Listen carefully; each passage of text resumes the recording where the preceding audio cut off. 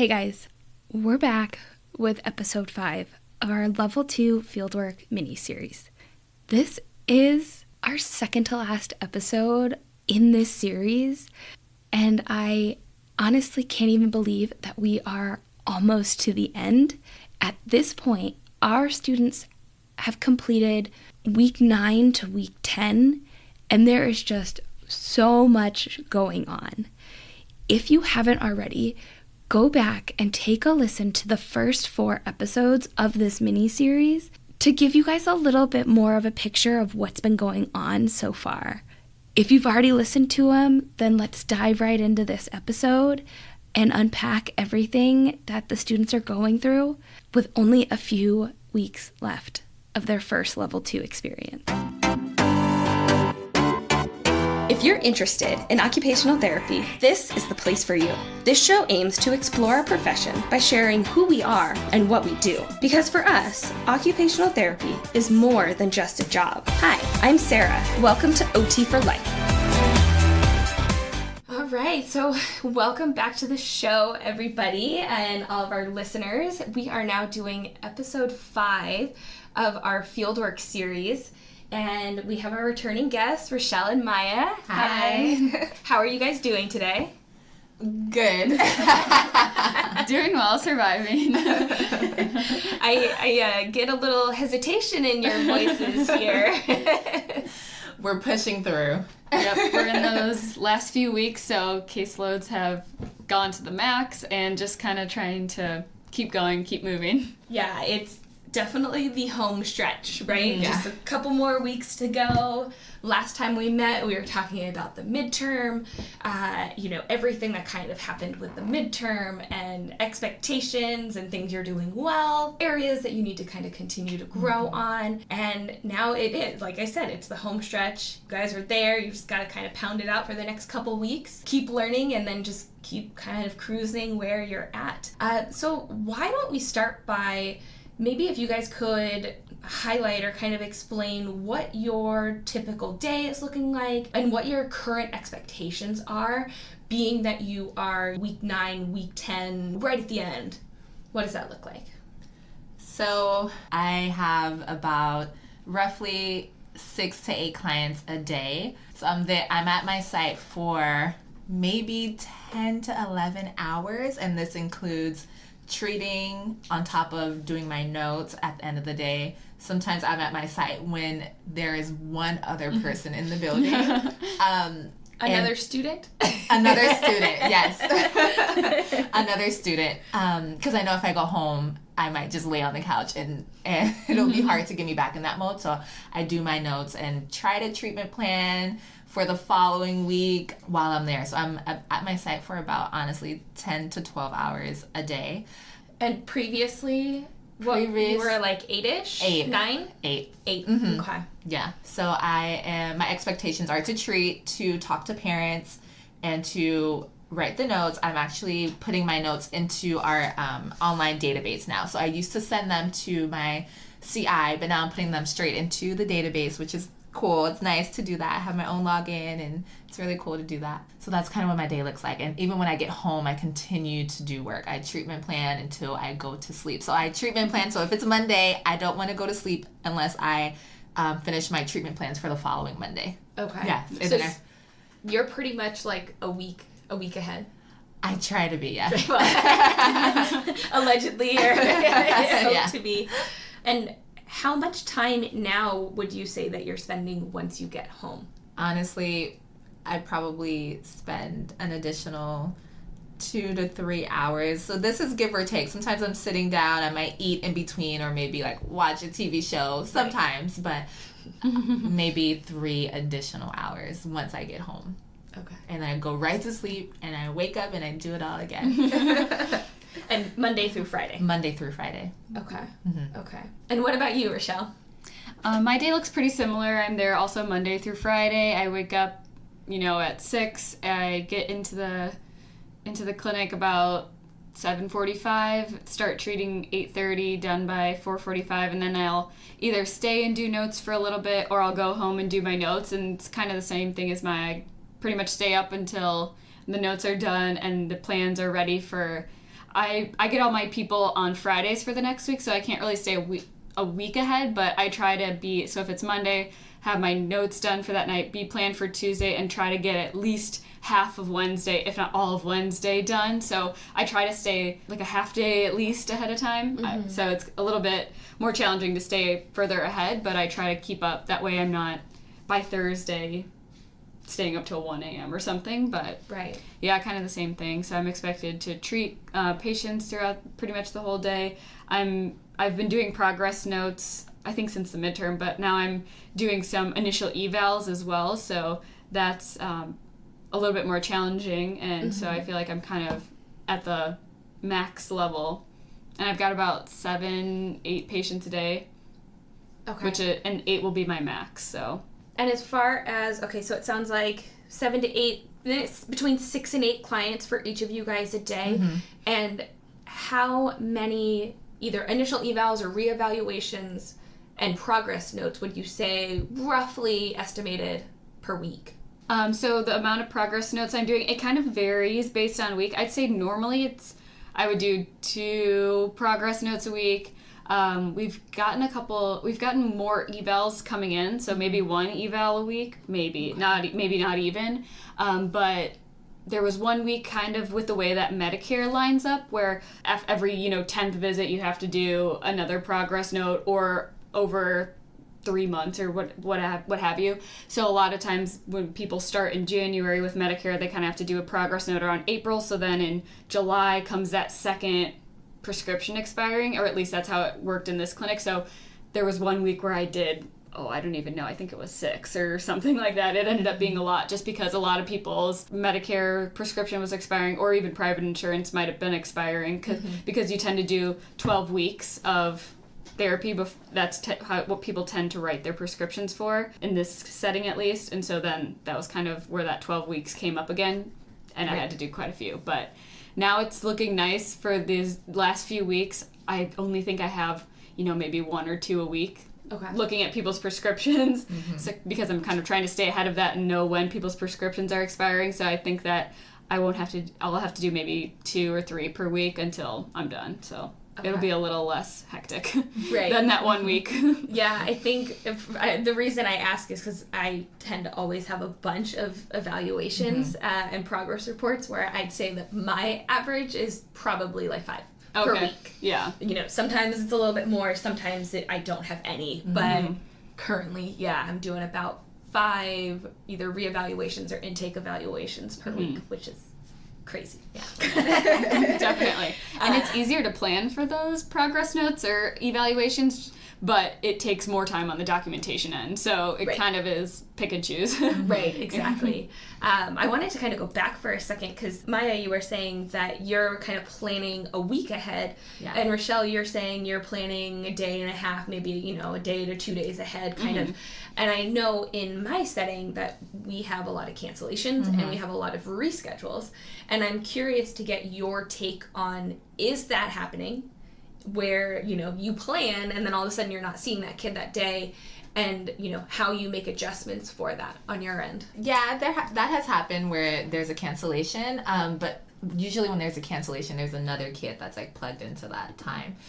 So I have had to be flexible and just treat another kid who I wasn't planning on treating, and that actually was like a good test for me because I had like some things in my back pocket that I can like throw in, and I already knew what they were working on, so I was able to like jump in and treat them. Can I ask, is this a kid that you've been familiar with, but just maybe not one that you would plan for that day? Yeah, so I hadn't planned for him, but I was familiar with him, so it was, I'm not gonna say easy, but I was able to I was able to jump in and just do it. Yeah, and in my site we have a lot of cancellations. A lot of times, just because of due to the setting, it's outpatient neuro. A lot of people have a lot of doctor's appointments, or a lot of times people are getting sick or not feeling well, or that happens quite often. So we do get quite a few cancellations, or people show up a lot later. And usually, what we try to call people to get them to come in. And try to get people plugged into different spots, or if we have somebody that is able to stay part of their plan or whatever, then ask them, would you like to stay for a double session for today?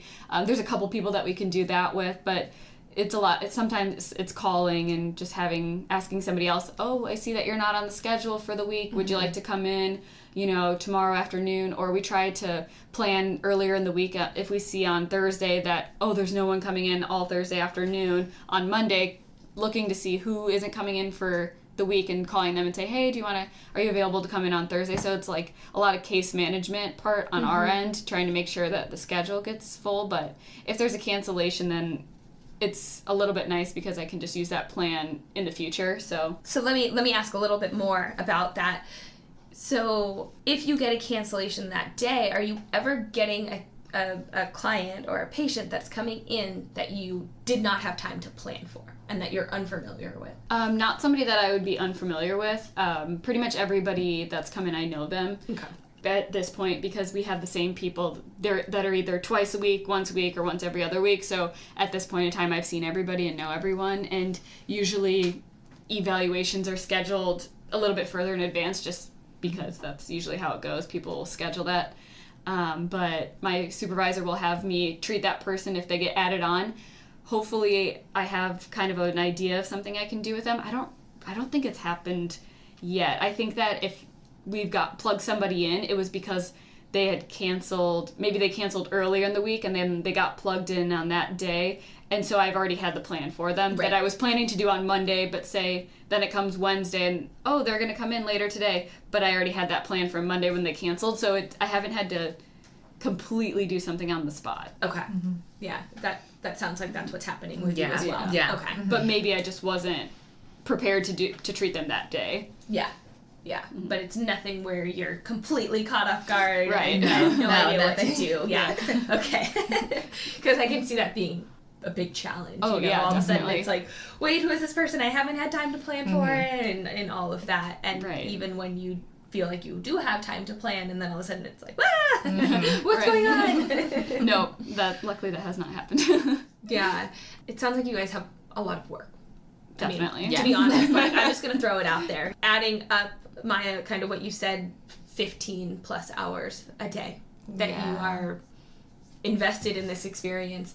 And probably outside of that, you're still thinking about things. I'm still thinking about things, and I also am going to like the 99-cent store and still like walking around and seeing what I can get. So it's outside of these hours, I'm spending a lot of time putting time and energy into my experience. So I think the big thing to mention here too is that mental energy. Like physically when you're there and you're working and you're doing your documentation, you're working with your clients, you're talking with your supervisor, you're talking with the other professionals, like everything that you're doing at work and then everything that you're doing for work at home, but then that time that you're actually spent thinking about it when you're not physically doing it, but you are thinking about it and you're using that mental energy to really reflect on what's going on, plan for, maybe try to make sense of something that happened that you're like, why did my client react that way, or why didn't that go as well, or why did that go as well that it happened. I am always thinking about field work. I think the only time that I'm not is when I'm asleep. And even then I'm dreaming about field work. I was gonna say, I think you probably still are. I honestly am, and I do feel bad. I think it's like unfair sometimes to be around my fiance or family and I'm not present. I honestly do feel like a lot of the time my mind is just going 1,000,000 miles per minute.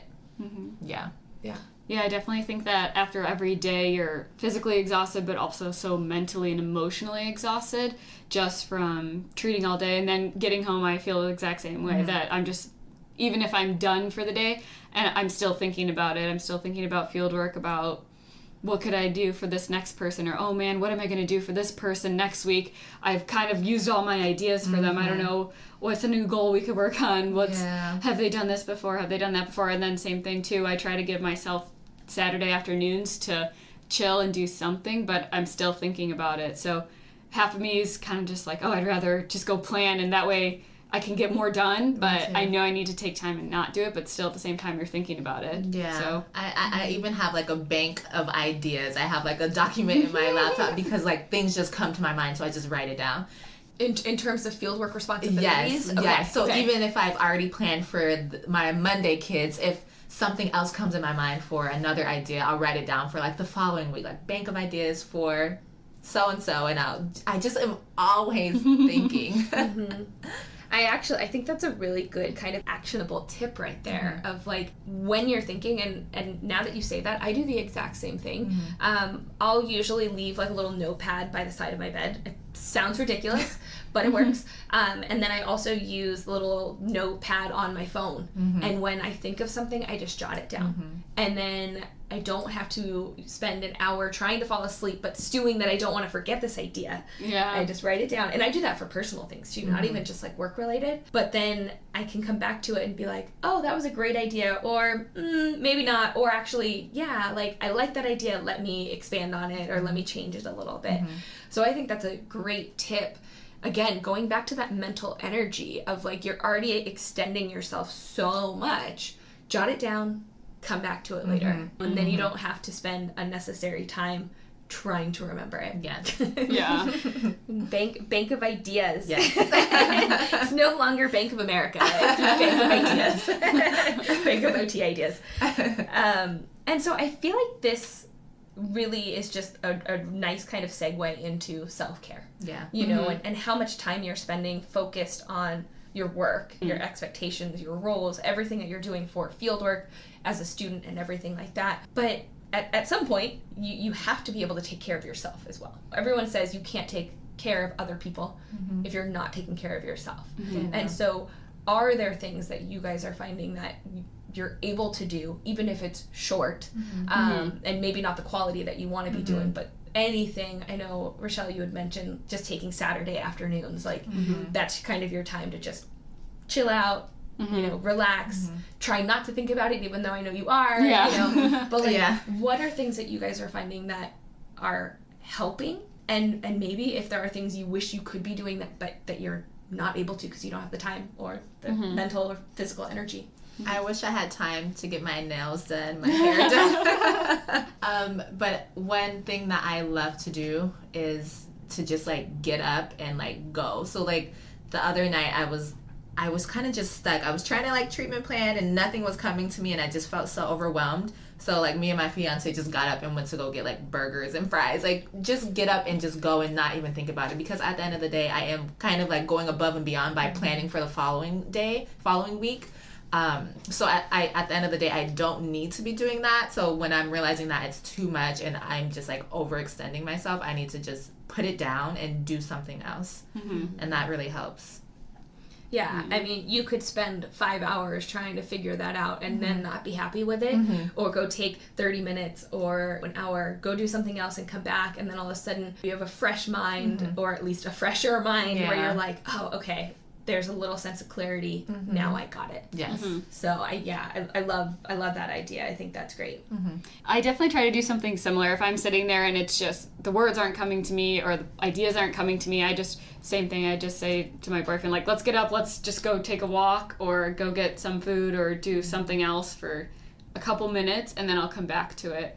And kind of the same thing, if I'm having difficulty, I'll just email or I'll message my supervisor that however much of my notes are complete at this time, I'm still working on the other part. And that way she knows I'm doing what I'm supposed to be doing, and I email her by the correct time what I've done so far, and that I'm still working on the rest, and she knows that it'll be done by the morning time, but just kind of giving her that update of what my progress is at that time. And then I just say, okay, let me take a second, and that way I can give myself 30 minutes and then get back to it.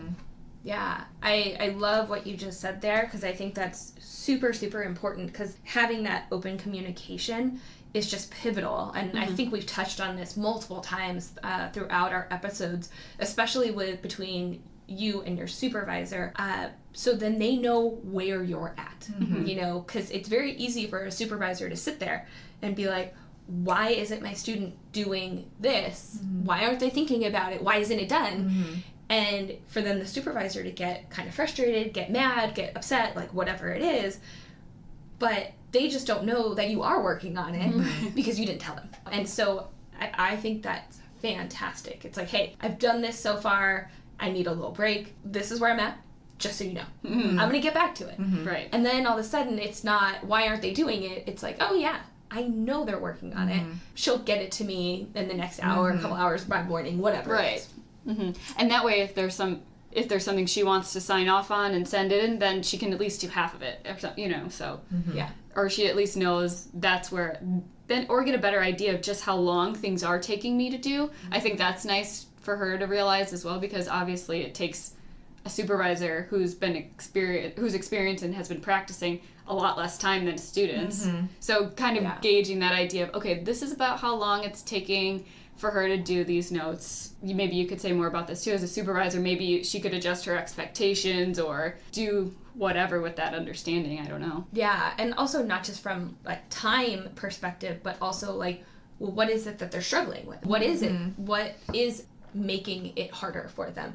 Maybe we need to have a discussion about, is it coming up with the plan? Is it documenting this specific treatment of something that was going on, and really trying to figure out where the difficulty is, and then having a conversation or talking about it, and trying to address what is causing it to be more difficult, something like that. Yeah, I think both of those are really valid, really good strategies to help with the self-care, but then also with that expectations and that communication between yourself and your supervisor. I'm going to pull it out because both of you mentioned going out with your fiance, boyfriend, utilizing other people within your community neither one of them are in the OT field. So you guys are getting a complete separation. But also going about it that way and utilizing other people to kind of distract or at least get you to think about something else in the meantime. And how do you feel like that works for you guys? Whether you're doing something or just talking with somebody else, but not about OT. I feel like it works. Even sometimes I still have to be present and pull myself into the moment and not like withdraw. And like sometimes I'm even like on our way to get food or whatever, I'm on my phone on Pinterest or on Google looking at more ideas. So sometimes it works, but I have to just put my like phone away and just talk, and like that helps. Not even like, just be present. I think that helps a lot. Yeah. No, I definitely think the best thing that my boyfriend said is, okay, no talking about Fieldwork. And I said, you're right. Or he'll be like, what are you doing? Are you looking up articles? Stop doing that. You know, like just having someone be like, take a break, you know? Yeah. And I think also what could be really beneficial is like, all right, you get 2 minutes. Talk about within HIPAA compliance, talk about what you can talk about, get whatever it is that you need to get off your chest, and then we're moving on. You know, and like whoever it is, boyfriend, you know, mom, whatever, like I'll listen to you. They might not know what to say. Like my husband's always like, I don't deal with any of that. All right. He just lets me talk. I vent. I get things off, and then all of a sudden it's like, okay, I don't have to think about that anymore right now. Let's move on and do something else that's fun. Yeah, exactly. Any other self-care things that you guys are doing outside of Fieldwork? Nope. We're shaking our heads. No. I feel like we should like make shirts and it says like eat, sleep, breathe, Fieldwork. I know. And it's so funny because we're always talking to our patients saying, you know, are you doing your home exercise program? Why aren't you doing your home exercise program? Or, you know, things like that. And then I feel almost kind of a little bit hypocritical at that point because I'm not doing that, but I'm expecting them to. I mean, granted, we have totally different situations and, you know, they're not doing this Fieldwork experience, of course, but it's just, it feels a little funny to say and ask people when I'm not really doing that same thing. Yeah, I think that's a really interesting fact that you just brought up. And I don't think that's just a student internship type thing, because I know as a practitioner, there are plenty of things that I should be doing. And it's like, nope, I got to get this work done. And I'm stressed out beyond belief, but I can't do anything else until I get this done. And really having that awareness to come back and say, hold on a second. You're talking to your patient. If you do X, Y, and Z, you're going to get here. But you're not doing that. You know you need to do it. Why aren't you doing it? And then reflect on yourself of like, I know I need to be doing these other activities that will help me in the long run. Why am I not doing it? Yeah. Yeah, it's tricky to think about. And I've tried to think about that to myself and think, why am I not getting up and going to the gym before or whatever. But I feel like I think I keep giving myself the excuse like, okay, I have so many more weeks and then I'll get back to it. Or I have so many more weeks, I just gotta finish this and then I can get back to it. So I think that's what I'm telling myself, which isn't probably the best thing to say. But I know, I'm telling myself the same thing. I'm saying, I know you love food and food is like helping you cope with this, but you're gonna get back in shape in a few weeks, I promise. Yeah. So I want you guys to think about the future right now, all right? Because it's great. You guys have 12 weeks you have to get through this experience, but pretty soon you're going to be out practicing. Then what? You're talking to me. I don't have 2 more weeks and then I'm done. Right, yeah. I have the rest of my career ahead of me, and I'm one that completely struggles with time management and doing the things that I should be doing, I want to be doing, doing things outside of work. What would you guys say to me? I'm totally putting you guys on the spot. Yeah, I mean, I guess I think back to the time when I took some time off before going to OT school, and I worked a ton. I worked a couple jobs, and I had myself a schedule, and that was just what I did, and I stuck to that schedule no matter what. So I'd go to one job, I would take this class at this time, every day or every other day, and then I would go home, and then I would go to my next job, and that was just my schedule and my routine, and that's how I did it, and I just stuck to it. And there wasn't any sort of, okay, like, I'm not going to make it to this class, okay, I have this to do, whatever. I don't know, I think that was kind of the big thing for me. And I guess also those 2 jobs, I didn't have work to do outside of work. Yeah. Even though I was tired, there weren't things that I had to do when I got home. So I think that was a little bit easier. And then maybe just sticking to a schedule and a routine. Because once you start saying, okay, no, I'm not going to do it today. Oh, I'm not going to do it tomorrow. And then it just kind of spirals, and then it's been 3 weeks and you haven't done it. So I don't know. That was kind of how I stuck to it. And then I get to see the difference now being in school and having the intentions of doing it, and then it just not working out. Yeah. I concur.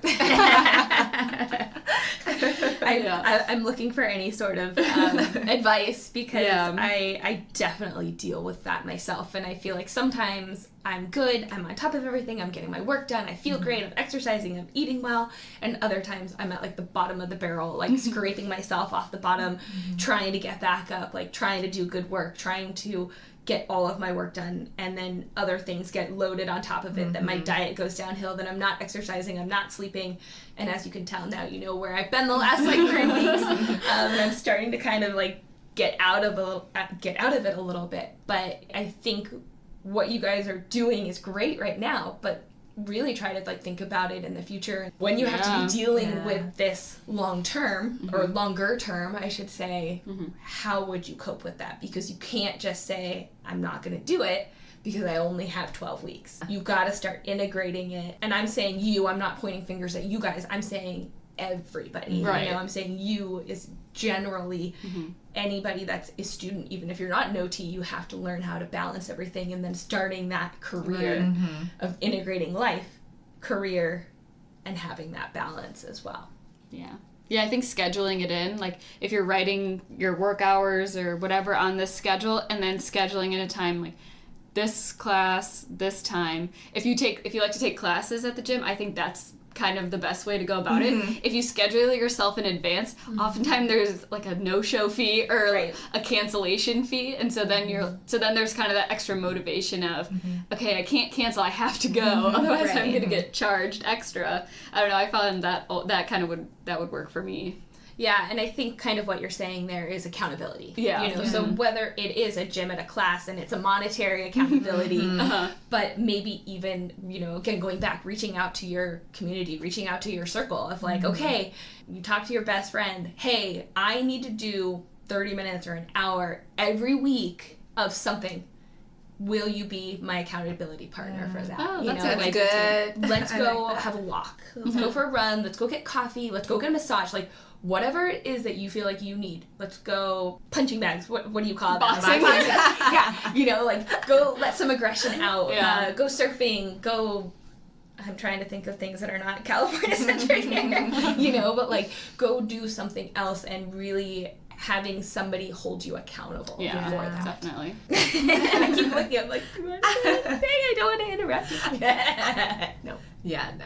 You're like, I got because I really don't know the answer, and it's hard because right now it's so hard. So I can't even imagine when I start working what it's gonna be like and how much extra time I'm gonna be putting into it and what time I'll have for myself. It's really hard to imagine. So I don't know right now. But I think it's something really important to think about on top of everything else that you're thinking about. Here I am like, hey, think about your future self, you know, and like what's gonna happen. But again, like knowing your mindset, knowing everything that's going on at this one moment, and then applying that 5 years out, a year out, 10 years out, anything like that.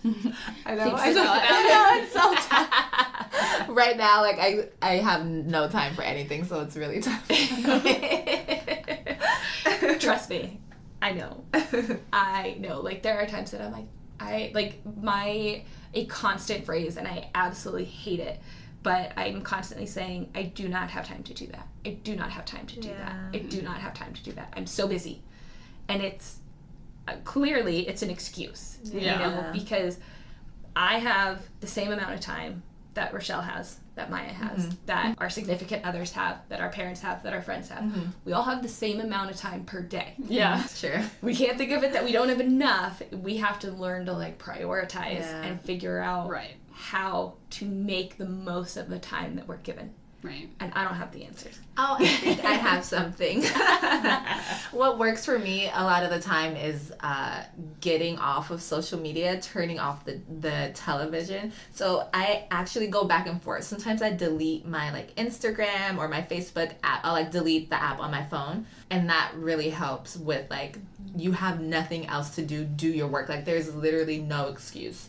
That helps a lot. And it also helps me kind of stay sane because it's really difficult to go online and see my friends. Like my sister right now is in Amsterdam, so it helps me. So it helps me stay sane and just say like, you know, this is your experience right now. Don't compare it to anybody else or what they're doing.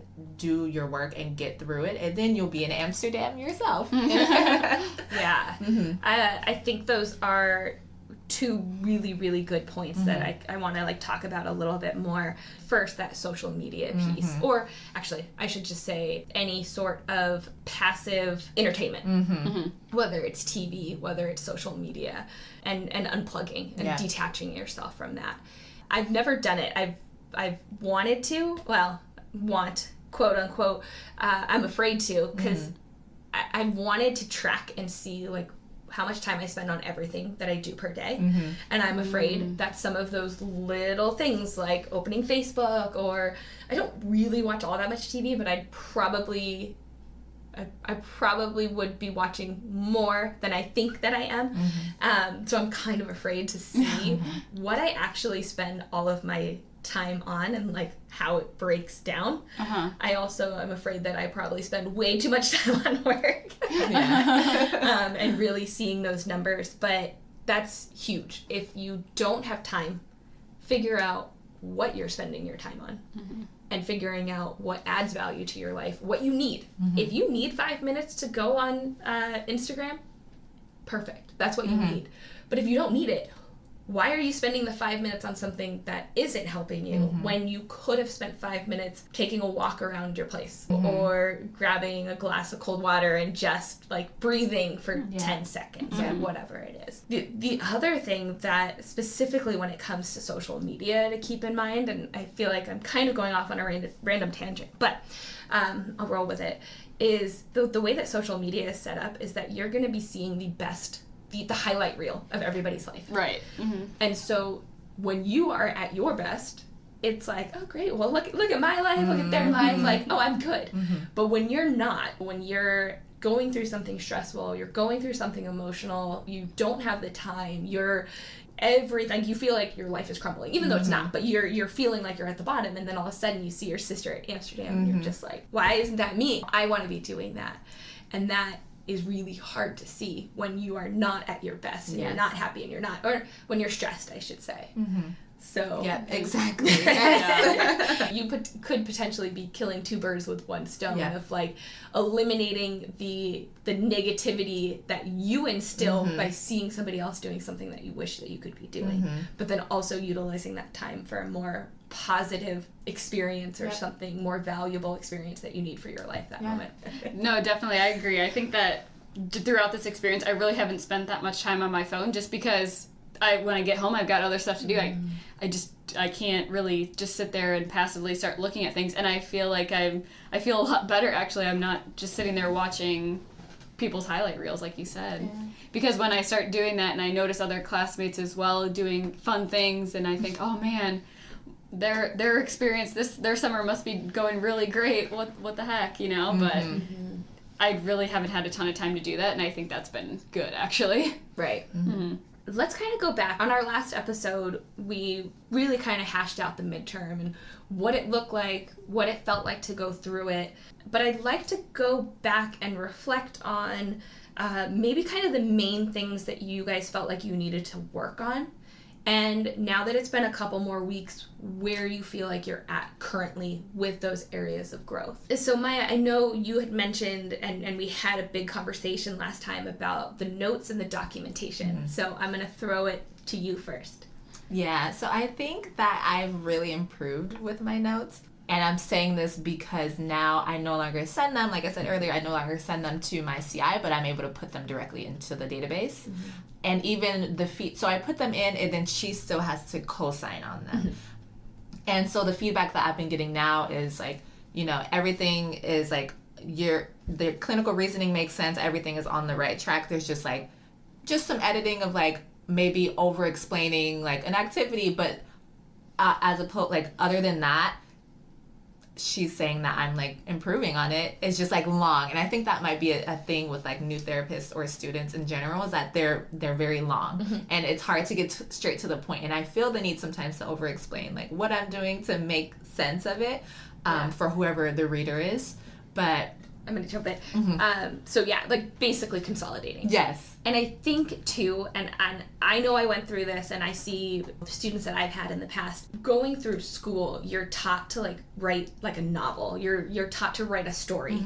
But when it comes to notes, you want to put the most important things, whatever it is, it's this, and this, and that's it. Yes. And it's very much, you have to kind of retrain your mind to not elaborate and to not get lengthy and just completely consolidate it to the most important material. Yes, because before, if I did 8 activities, I would explain every activity.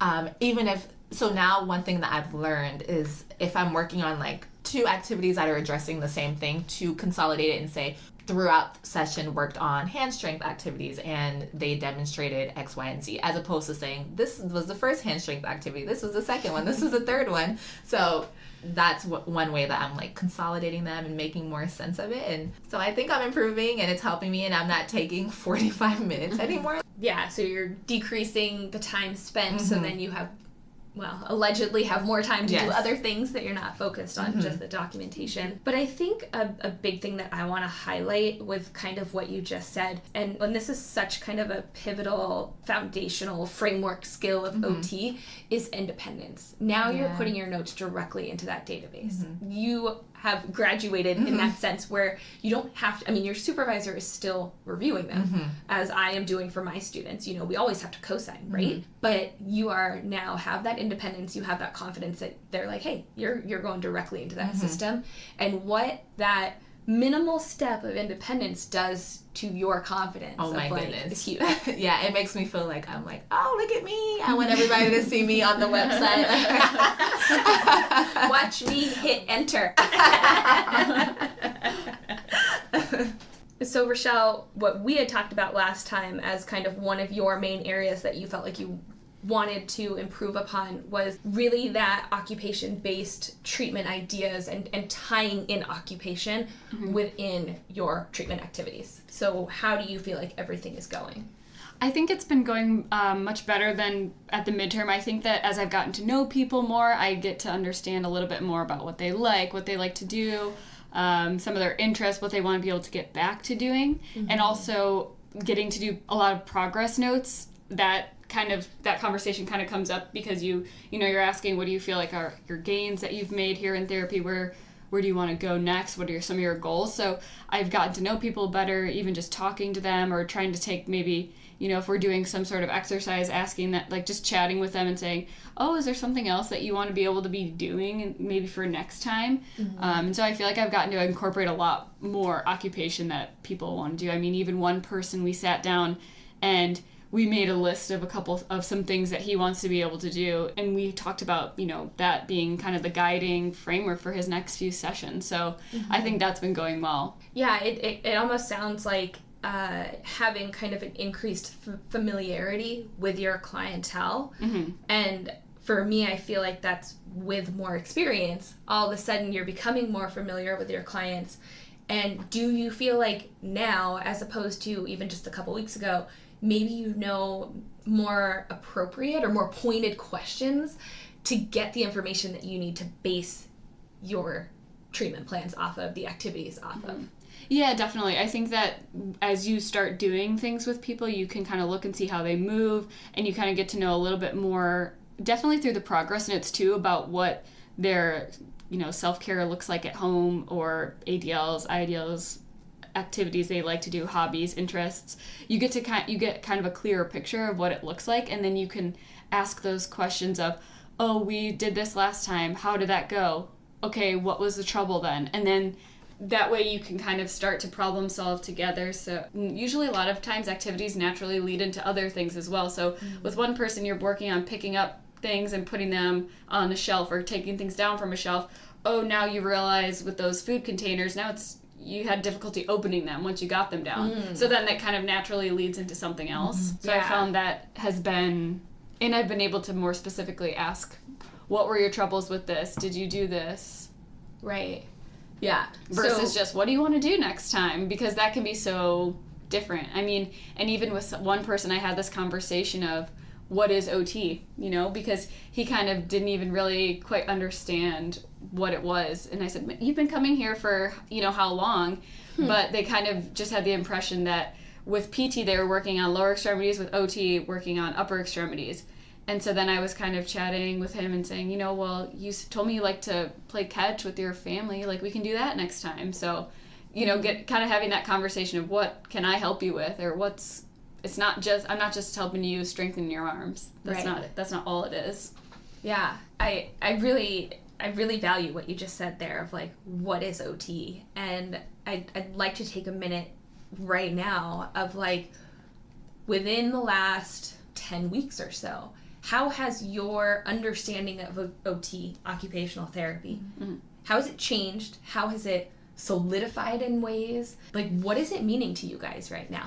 I think that it's definitely solidified, the whole meaningful occupation kind of based thing of being able to help people do things that they want to do again. But I think also my definition has changed a little bit in terms of getting to see people come in with different diagnoses and what that means. So looking at, somebody that's had a spinal cord injury that's relatively permanent. I know there's all sorts of different with complete versus incomplete, things like that, but relatively things are going to pretty much stay kind of the same. So looking at it of doing things differently so that people can do what they want to do, versus somebody who's had a stroke and you can see return and you're just kind of different approaches. So that's kind of been the biggest difference I've thought of, really seeing the different approaches that OTs take, because you can learn it in school and you can hear, oh, OTs help people with meaningful occupation, self-care, theory, but getting into it and actually, like, okay, what's my approach going to be in intervening?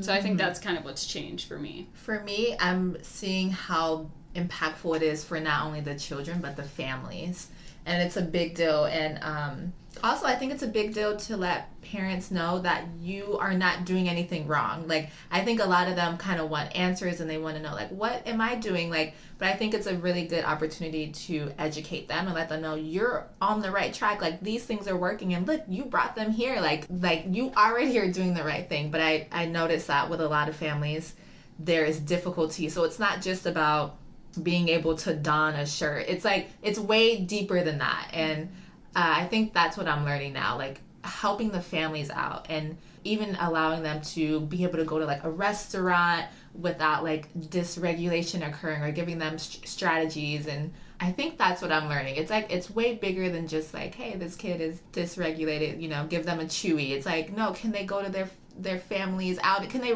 get on an airplane and go to like see their family? And can they like just, I don't know. I think it's like way bigger than what I thought it was. Like, and in the beginning, I would just look at the progress notes and look at their charts and say, okay, I'm just going to do this, and then hopefully it fixes that. But I'm realizing that it's like bigger than those like tiny issues. Does that make sense?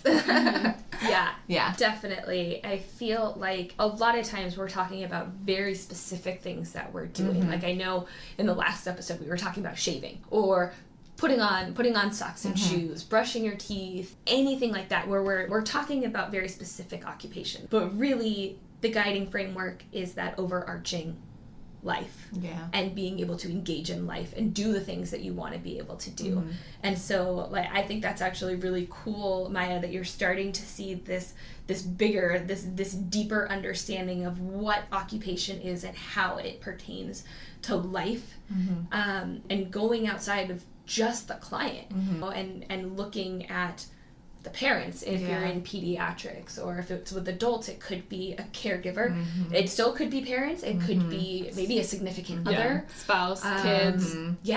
What about like their sister or brother? Like, it could be somebody like that, where it's not just getting our client back to where they want to be, but also allowing them to be a part of their family, a part of their community. I keep going back to this community piece for ourselves, but also think about that in terms of our patients and our clients, and really being able to be a part of that community, and how a disruption in an occupation or an injury or something like that would cause them not to be able to do that.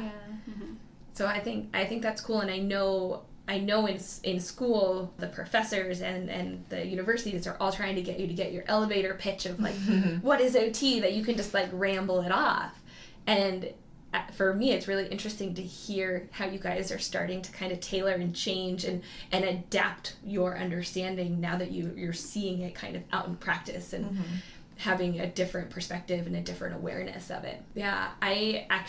This happened yesterday. Myself and my 2 students, we went and saw a client, and this was the second time that we had gone in, but the first time, like, the kid didn't even want to be in the room with us.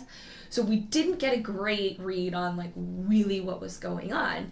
And my students did a brilliant job. They co-treated the session, like everything was great.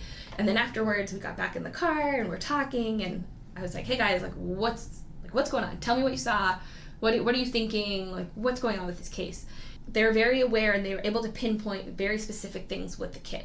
And I was like, okay, next week, what do we need to focus on? And they're like, oh, well, we need to do this, and we need to do this. Like, everything was very directed at the kid. And I remember sitting there and I'm like, this is great, but there's more to this picture. What do we need to focus on? And then finally they're like, the parent. We need to provide more education, more learning opportunity, more knowledge for the parent to make the bigger changes. And it was having this shift of like, it's not just our clients that we're working with, it's also the people that are in their lives. Exactly, because at the end of the day, we work with them for an hour. For us, it's 45 minutes or 50 minutes a week.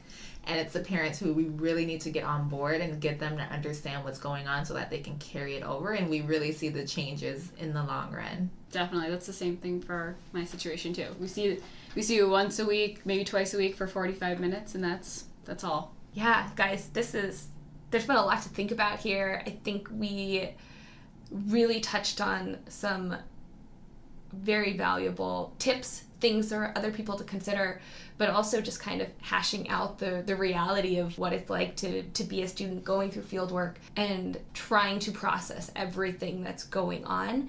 Again, thank you guys for being here. This has been another wonderful experience. Thank you. And thank you guys. Thank you. Thank you.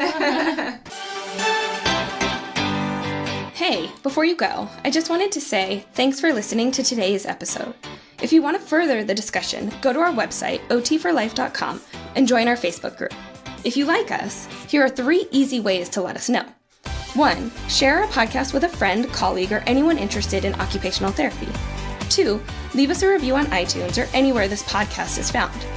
3. Subscribe to us so you don't miss out on any upcoming episodes. Thanks again. We'll catch you next time, OT for Lifers.